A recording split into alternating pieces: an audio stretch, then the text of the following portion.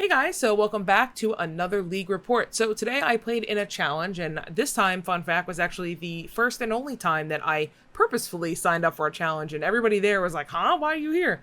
And I'm like, yeah, I know, I'm trying to get better at the game, believe it or not. So I just grabbed my Grimmsnarl deck. I've been thinking about matchups over the weekend, and I'm like, I'm just gonna go for it. There's a few matchups that I was really nervous for going into this, one of which being Dragapult.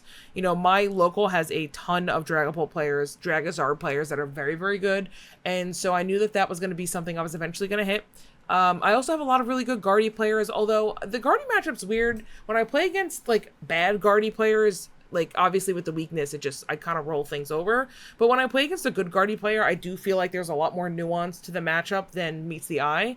It's not just a weakness war, so I had a feeling I was going to run into Garde, but I don't have good practice against Garde. So, lo and behold, round one, what do I match up into? Garde. So my friend John, who's normally a Dragapult player or Dragazard player, he actually was playing Garde, so when he flipped over the Ralts, I was like, oh, okay, so this will be interesting. And I was excited because I'm like, I'm finally playing like a good player on a good deck. Like, this will be interesting. I went second, so he had Drifloon, he had Ralts, and like one monkey, and as well as Badoo. So I was like, I don't want to bench it too early. If I bench it now, it could always be bossed up and killed. So we're gonna wait until he puts out the Screamtail to actually bench that Pokemon.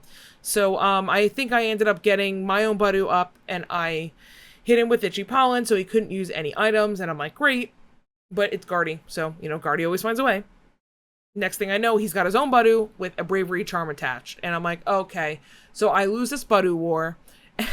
And the problem is that I don't want to give him too much ammo to work with, because then he's just going to Monkey Dory the damage back over, because like I said, he's got one or two Monkey Dory already set up at this point. It's kind of a problem. So I get Itchy Pollen back, and I'm like, all right, I'm going to have to Arven this turn, even though I really wanted to Iono because he was getting a lot in his hand, and I felt like Iono would help me reset my hand, but also like take away from the fact that like once he's able to play items, this is gonna kind of like explode.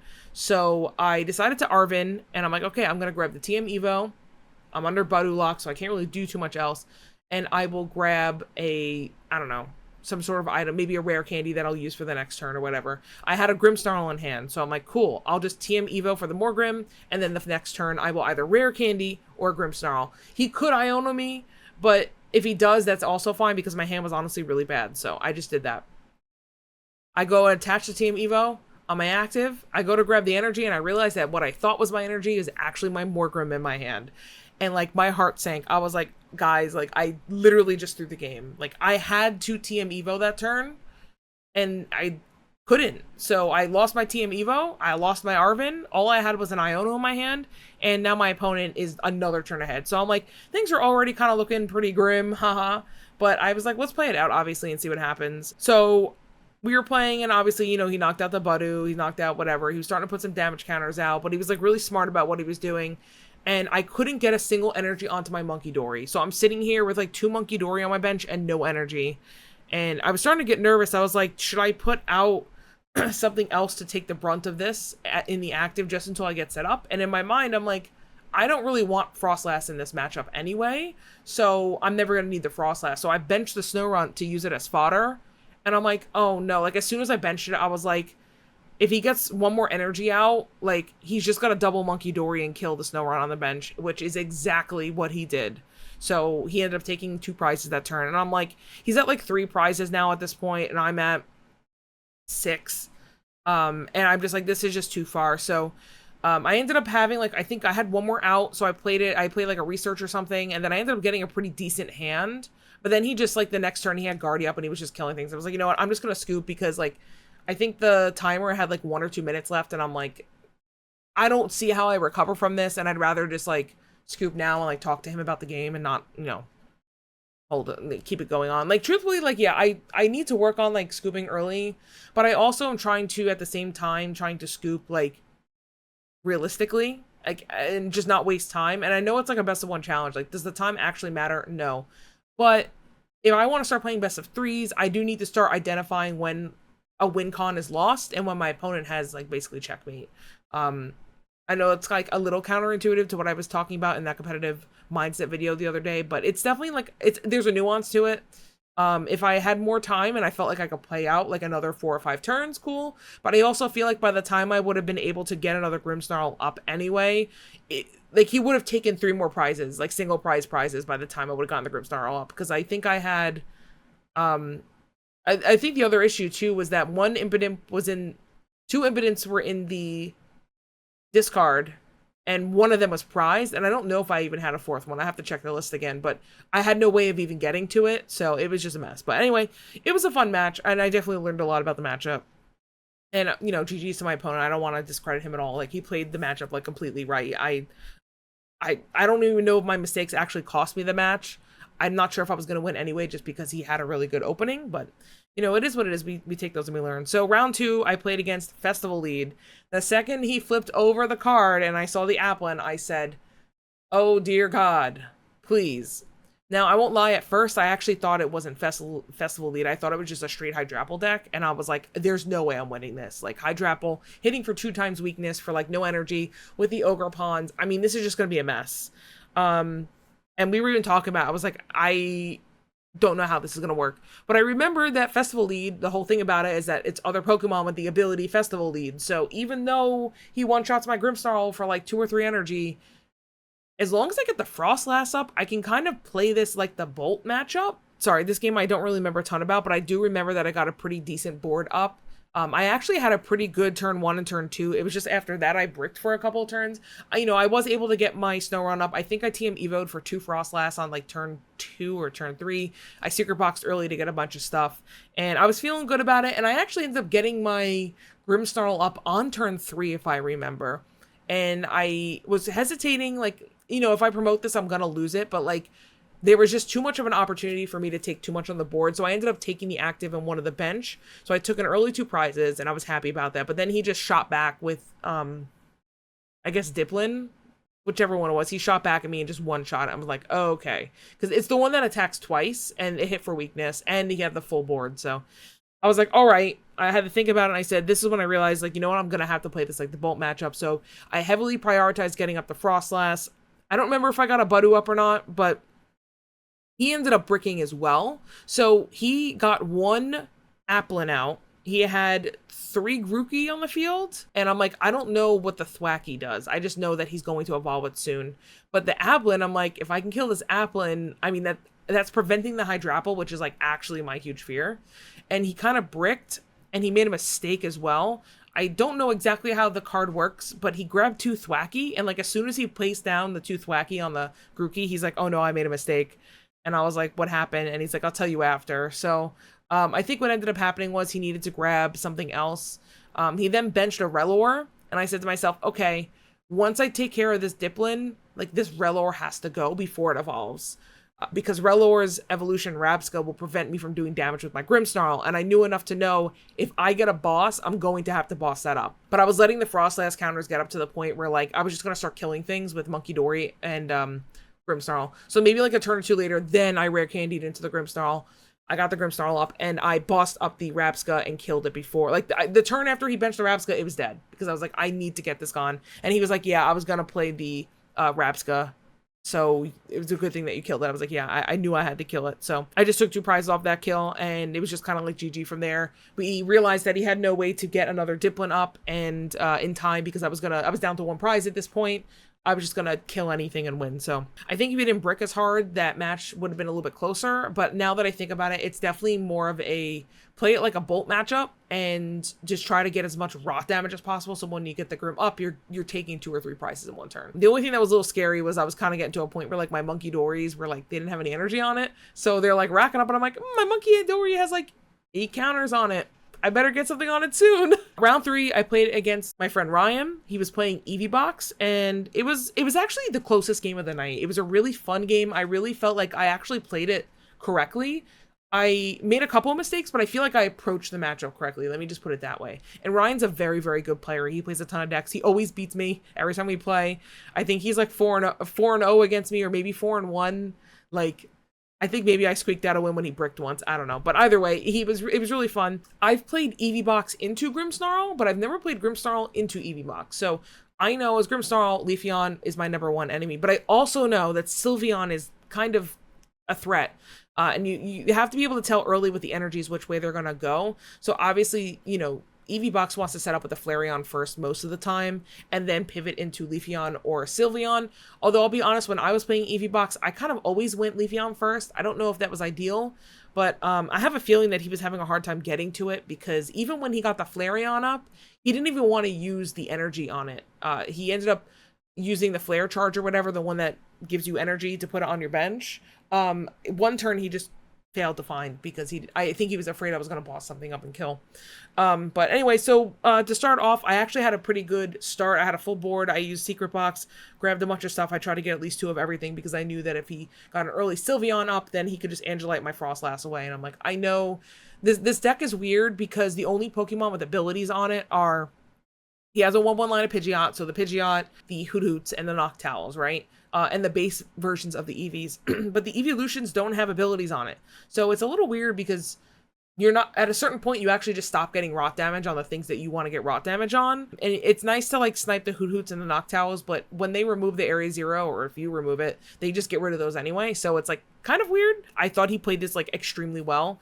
So he went first. He opened with a Fan Rotom. He attached an energy and passed, and there was no Stadium in play. So he obviously can't attack for that 70 damage without a Stadium in play, which really put me in a spot where it was like, if I want to play Spike Myth or Artisan, I'm giving him the ability to one-shot everything on my board.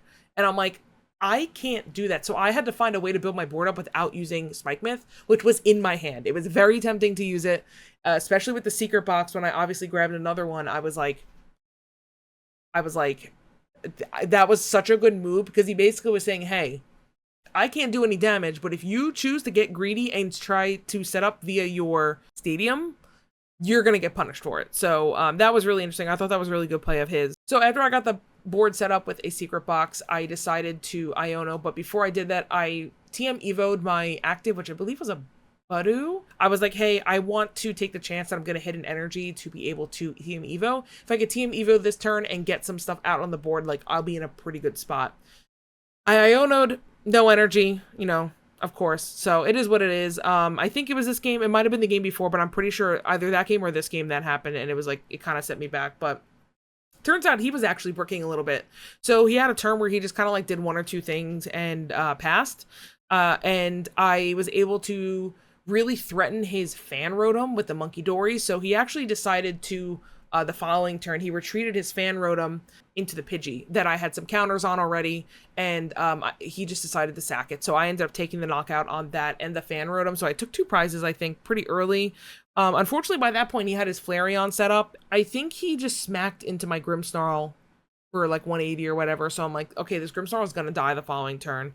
And he was starting to get some stuff set up. But the problem was I only had 1 monkey with the energy attached on it for a few turns. So, I had this Frostlass damage, but I also have the damage on my Grimmsnarl.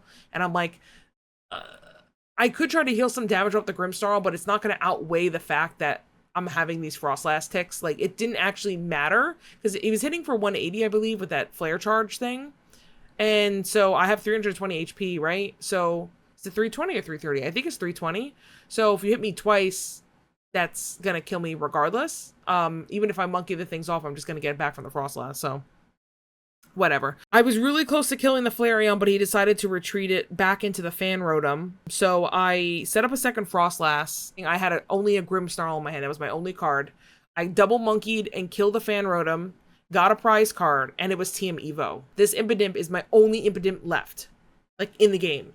Unless I hit a Super Rod. But even if I hit a Super Rod, I have no way of getting to the Impidimp, because I have no Stadium in play, no Ultra Balls. The only card in my hand is a Grimmsnarl.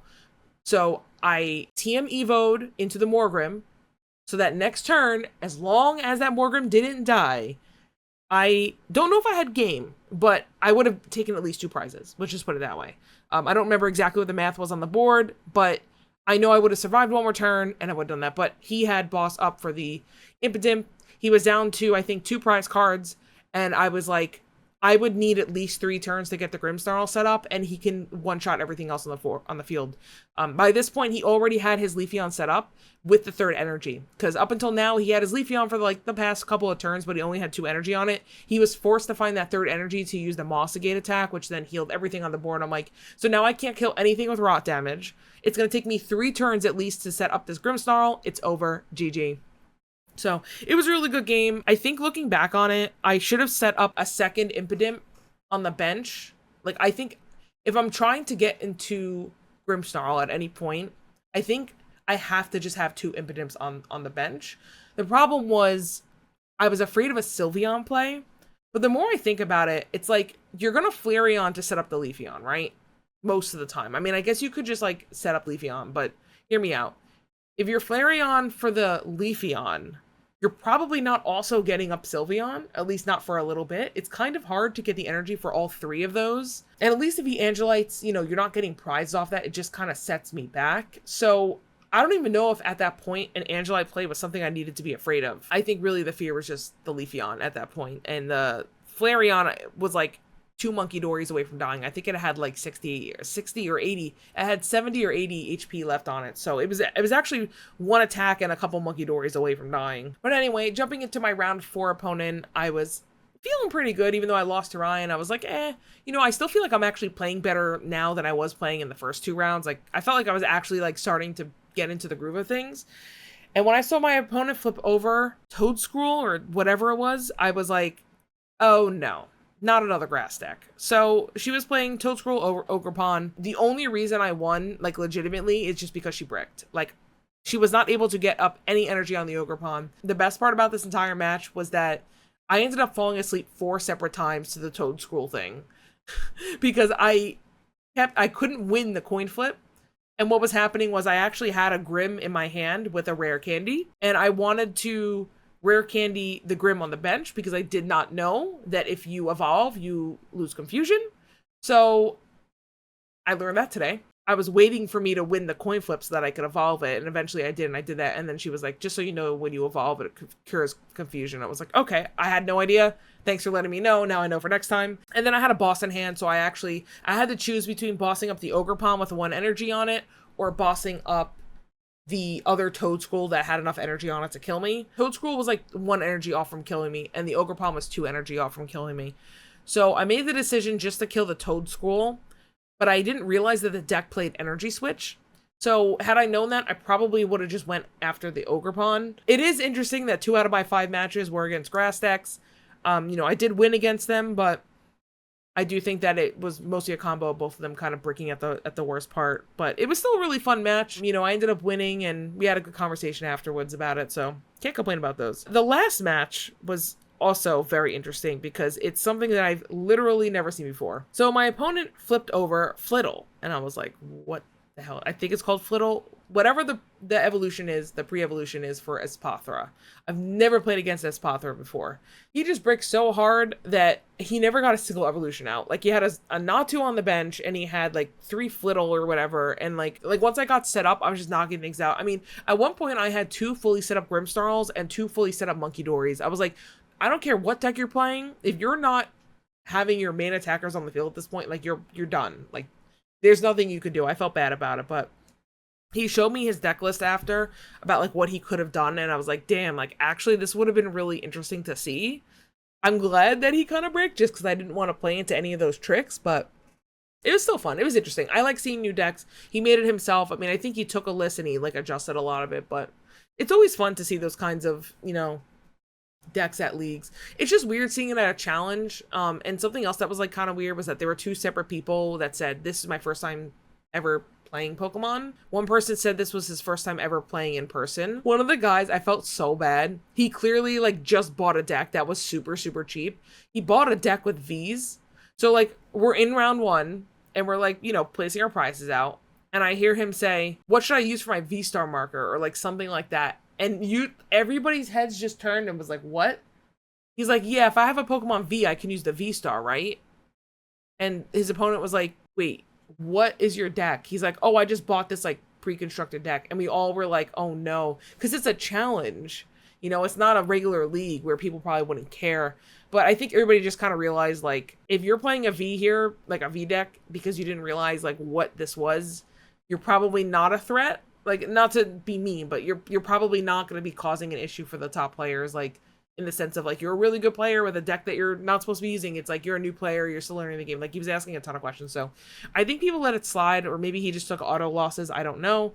But either way, it was interesting. I think there were 25 people at the local, so it was a good amount. We had the 5 rounds, obviously, and you know, I like to approach these things with, where can I learn and improve? And so my takeaways for today are, 1, I still have a lot of matchup prep I need to do. Like, I still need to find out, like, a solid game plan against Garde, a solid game plan against Eeveebox. Like, I feel like I understand the matchup for Bolt pretty well. I feel like I understand, you know, how to play around the weakness in Grimmsnarl. I know not to get my 2 prices up too fast, but that's just something that will come with practice and just playing more high-level players and, you know, having fun that way and learning that way. But the other thing, too, is I need to stop giving up and then making bad plays because of it. And this is something that I discussed in the video, and it's something that I've definitely gotten better at. Like, I'm not trying to, you know, rag on myself too much. Like, I have improved, but sometimes I just get, like, so frustrated by either a mistake that I make or, like, the perfect luck play that my opponent had. Like, you know, you Iono them down to 1, and then they happen to have boss, or happen to have the 1 card that would, like, ruin my entire game plan. So, like, that TM Evo thing, like, when I made that mistake, I was so embarrassed by the mistake that I, like, cringed inside, and I felt my brain shut down. Like, it gave up. And I tried to tell myself, like, it's not over, even though it kind of looks over. Like, it's not over. Like, keep playing it out and see what happens. But because of that, my brain kind of just shut off and I autopiloted. That's the best way. Like, I benched the Snow Rot being like, Hail Mary, let me just bench it and see what happens. But, like, if I just thought about it and been like, hey, you're 2 Monkey Dories away from dying. If you bench this, you're literally just handing over a free card. Like, at least make him put the counters on the 70 HP Impidimp and make him work for it. Instead, I just gave a free prize card over. You know, like, it's just stuff like that where it's like, in hindsight, not even in, like, true hindsight, literally 2 seconds after I benched it, I realized. But I was too busy using those 2 seconds thinking about the mistake that I made, and that will cost you. That will cost you wins. So, even though in hindsight, I don't think a lot of these things were the main reason why I lost, it all contributes, right? It all adds up. I had a mistake in one of my games where I put damage counters on something that didn't need to put damage counters on, because I was like, oh, these don't matter. Like, this damage isn't going to make a difference. So I'll just throw it on this thing. And then when I killed it with the Grimmsnarl attack, I realized, shoot, if I just put it on one of these bench Pokemon with the 30 damage from the Grimmsnarl, I would have just killed it. Like, just not thinking about that kind of thing, because I was like, oh, whatever in the moment. And, you know, not to John's too much, but I do have a problem where when I play at night, my brain just kind of shuts off. I don't know if it's, like, a symptom of me getting older, but, like, when I go and play on weekends at, like, challenges and stuff like that, I do find that I play a lot better. So, you know, I'm not gonna not go to midweek challenges, but I just think, like, I need to hold a slightly different standard to myself. Always try my best, never give up, and always try to go for the win. But, you know, sometimes during the week, especially when the games get down to, like, starting at, like, 10 o'clock, I'm like, guys, my brain is off. So, you know, I'll excuse myself for some of these silly mistakes, but one thing I will say is, like, after that first match, I did bounce back, and, like, but the third match against the Eeveebox player, I actually felt like I played pretty well. And I just got outplayed, and I had made a couple mistakes. So, anyway, that's that. I hope you guys enjoyed this league challenge. I try my best to record on my phone, like, what happens after every match, but my memory's not great, so sometimes things get a little confusing, and I'm sorry if my opponent is watching this and they're like, that's not what happened. I'm sorry. Leave a comment down in the description, let me know. But anyway, other than that, thank you guys so much for watching, and I will see you in the next video.